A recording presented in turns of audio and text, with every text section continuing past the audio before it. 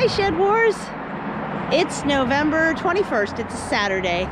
First day of entry was the 20th, but I have to bicycle to work 8 miles each way on Fridays, and there's not a whole lot that I can video that day. So here we are now. It's raining, and yesterday was so nice, but whatever. We're halfway down a cliff because I'm Cliffside Permaculture. And even though I'm a plant nursery, primarily focusing on edible native plants, I'm gonna try and join yins, guys. I sell my plants usually before they reach the edible stage, before they're quite yet fruiting or producing veg. But I do have a few staples and parent plants, and maybe I'm harvesting seeds when others would be harvesting the food, but you know, it's all right. I focus largely on native plants. Some of them aren't even edible. They just have very useful properties. Here's one.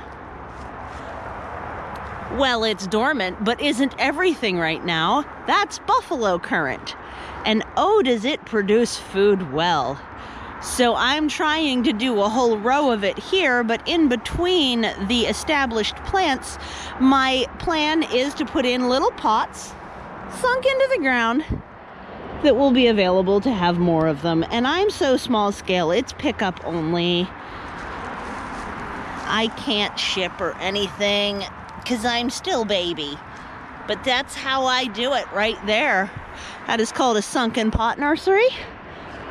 So, I heard about yins guys. I'm from Pittsburgh. And I heard about yins guys all the way up from Canada, from Wild Edibles. And I hear that that name kind of speaks for itself around here. Haha. Well, I really like her, so you can call her Chippy all you want. So this is the lower garden of the actual cliffside. I get free wood chips from Chip Drop, and there's a pile of those over there.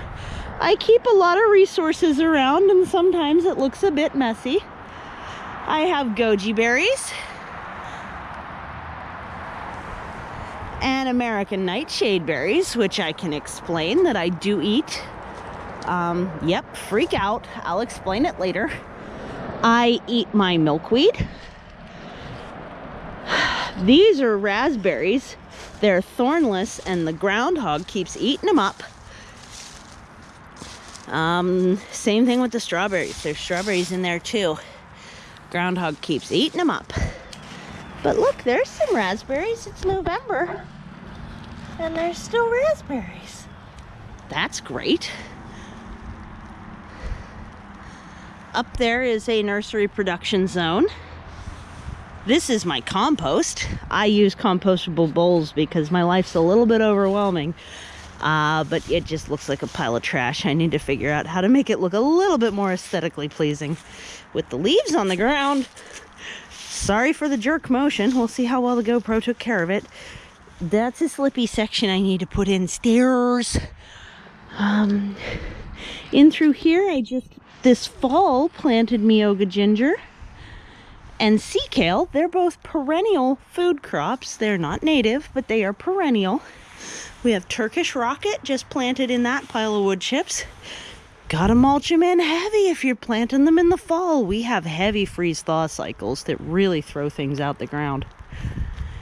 Back here we have Saskatoon. Babies in pots, and then the adults are back there, and a cherry in the middle that I'm not sure if it's going to die or not. I have another cherry, I'm not sure if it's going to die. I like cherries, but they don't like me. This is a plum, and my property line goes to right here. There's a little fence you can't really see. This is a hardy kiwi. It's marginal for this zone, so it doesn't always produce. This is a lot of rhubarb. I simply failed to harvest this year, and there's several more around. I have a cherry sucker coming up out the middle of this, and I'm deciding whether I'm going to let it go or not. Just put in ground nuts back here amidst Saskatoon suckers, and here there is alpine strawberries and blackberries, thornless. That's why it's inside the fence. Just planted my first 2 pawpaw. Well, no, I have to take that back. It's my 5th attempt at pawpaw. Did a lot more research this time. We'll see if it actually takes this time. They're tricky. I have a lot of walking onions. Some people call these Egyptian onions. They're all over the place. Couple of haskaps here, another rhubarb. This is an aronia berry. I have a columnar apple in this little cage here, and a root cutting off of it back there. This is a currant. It's a red currant. And then what was it? 2 springs ago, I just got a that cross between a gooseberry and a currant. Yostaberry, that's what it's called. This one's a medicinal, but it's way too much to be bothering with using the whole plant. This one's Joe Pye. Down in the gully where the water from my sump pump gets collected, the wind keeps blowing my weed collection. Like, I compost in these, but when they're empty, the wind blows them all over the place in my yard. I have cattails in pots down in there. So my square footage is large, but my food production is intermittent. You might recognize the asparagus. That's asparagus. This is lovage. There's the sunchokes. I have 3 different varieties of sunchokes growing in there now, and I'm super excited about it. Oops, I left my Sharpie in the top of that thing. These just got installed about 2 weeks ago. This one just filled up this morning for the first time. That one, they didn't do a very good job with the downspout adjustment, so I have to fight with it. You know, that's how it goes, right? So, because the water's kind of running out instead of in. So you can see I'm a bit messy. Those are parsnips, but they didn't do too well. That's sage. It's okay. I had a couple of tomatoes I tried this year. I got them from the hardware store's front table. They were selling them for 50 cents. I figured, why not? Got 5 tomatoes out of it for 50 cents. Okay. Didn't do too great with the potatoes either.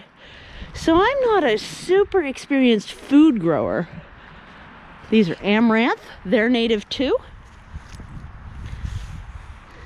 I cut big heads of seeds off these and put them in paper bags, but I don't know if I did it right. So yeah, as far as annual foods, there's self-seeding tomatoes, self-seeding amaranth. This patch is a ton of sweet milkweed. There's another patch up there and one in front of the shed. These are really good. That's my tea. I don't grow tea. These are the nightshade. You can't eat them green, but I'll talk about them. Once they're deep, deep black, you have to make sure you get the right thing, though. You got to be careful following my advice, because some little mistakes could kill you. I also grow daylilies, and I eat the flower pods. You can also eat the roots off of those. Very specific varieties. You got to make sure you don't kill yourself.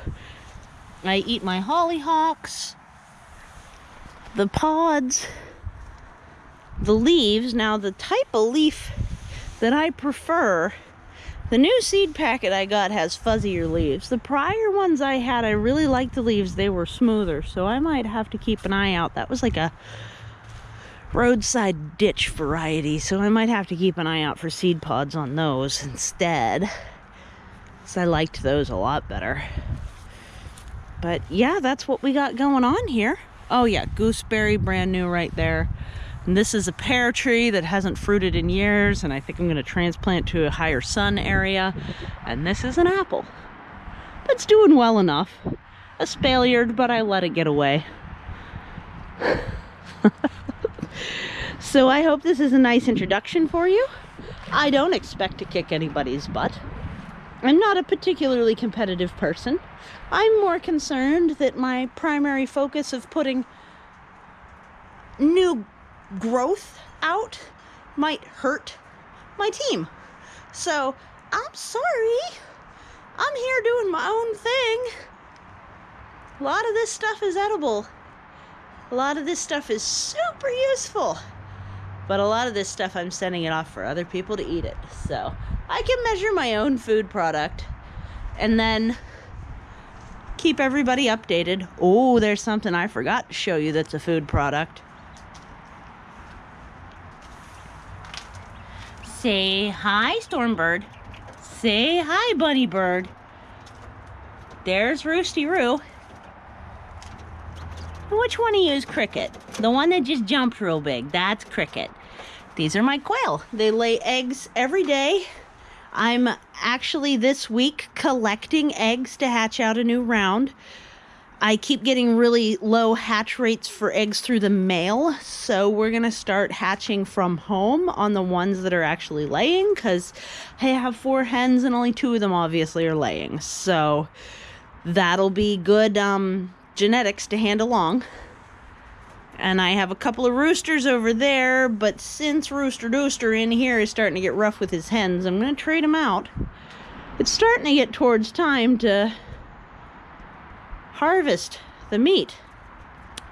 Well, I got big decisions to make about that. Anyhow, this is the tour, and this is the view. Some people are here for the birds. I have a crazy kitty cat too, but they're not cooperating with it being on camera. Welcome to the Cliffside. This is Permaculture, and I'm in Shed Wars. Let's see how this goes.